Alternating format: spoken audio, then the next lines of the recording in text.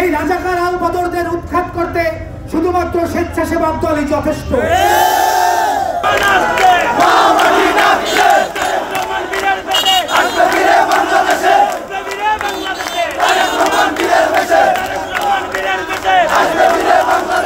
জামাত শিবির রাজাকার, জুলাই করছে সরকার।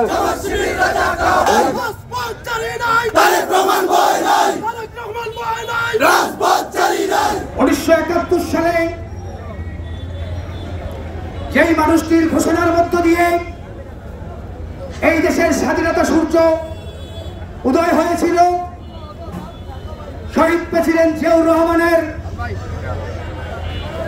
ছবিকে প্রজ্বলিত করার যে দৃষ্টতা দেখিয়েছে, বাংলাদেশের আওয়ামী লীগের ছায়াতলে লুকিয়ে থাকা যেই রাজাকার আল বদর শহীদ রাষ্ট্রপতি জিয়াউর রহমানের ছবিকে প্রজ্বলিত করেছে, আমি সেই কর্মকাণ্ডের প্রতি ধিক্কার জানাই। আমি ধিক্কার জানাই দেশনায়ক জনাব তারেক রহমানকে নিয়ে যারা কটূক্তি করেছ।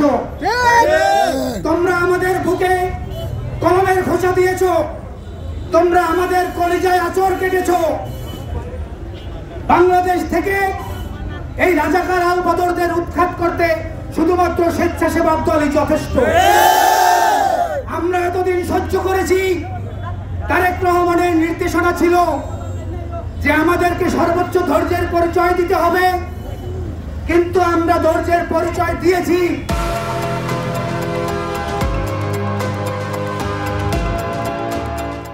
কিন্তু তোমরা যদি আমাদের এই ধৈর্যকে দুর্বলতা মনে করো, সেটা ভুল করবা। আমরা যদি রাজপথে নামি, আমরা যদি রাজপথ দখলে নেই, তোমরা বাংলাদেশে 10 মিনিটও দাঁড়াতে পারবে না। তোমরা সাবধান হয়ে যাও। বাংলাদেশ এবং তারেক রহমান, বাংলাদেশ এবং জিয়াউর রহমান, বাংলাদেশ এবং দেশনেত্রী বেগম খালেদা জিয়া এক এবং অবিচ্ছেদ্য। বাংলাদেশের অপর নাম জিয়াউর রহমান, বাংলাদেশের অপর নাম তারেক রহমান। তারেক রহমানের নেতৃত্বে যে সাম্য মানবিক বাংলাদেশ গড়ার প্রত্যয় আমরা নিয়েছি, যে সাম্য মানবিক বাংলাদেশ গড়ার প্রত্যয় আমরা গ্রহণ করেছি, সেইখানে আমরা সকলকে নিয়েই থাকতে চাই। কিন্তু তোমরা যদি আমাদের এই ভালোবাসাকে, তোমরা যদি আমাদের এই ঐক্যবদ্ধ প্রয়াসকে দুর্বলতা মনে করো, তাহলে তোমাদের কারো পিঠের চামড়া থাকবে না। বিদায় করে আমরা বাংলাদেশের জনগণকে নিয়ে একটি স্বাধীন সার্বভৌম বাংলাদেশ গঠন করব।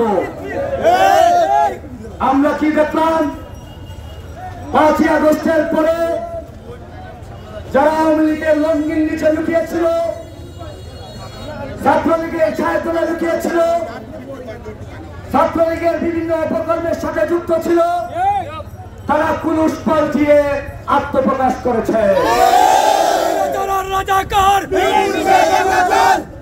আমি প্রশ্ন রাখতে চাই গুপ্ত সংগঠনের নেতৃবৃন্দদেরকে,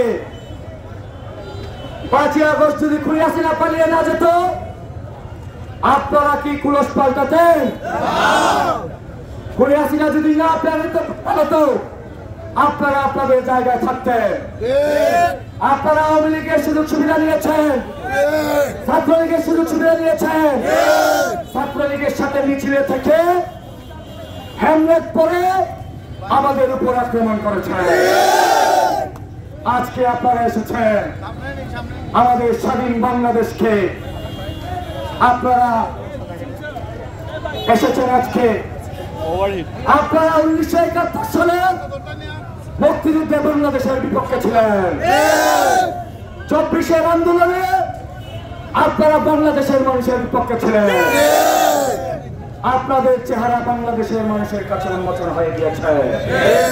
বাংলাদেশের মানুষ আপনাদেরকে প্রতিহত করবে। আমি গুপ্ত সংগঠনের নেতৃবৃন্দদেরকে বলতে চাই, আমাদের প্রাণের নেতা, আগামী রাষ্ট্রনায়ক, বিএনপির ভারপ্রাপ্ত চেয়ারম্যান দেশনেত্রী বেগম খালেদা জিয়া, বাংলাদেশের স্থপতি শহীদ প্রেসিডেন্ট জিয়াউর রহমান নামে যদি আপনারা কোন ধরনের কটূক্তি করেন, আপামর জনগণকে নিয়ে আমরা রাজপথে মোকাবেলা করব।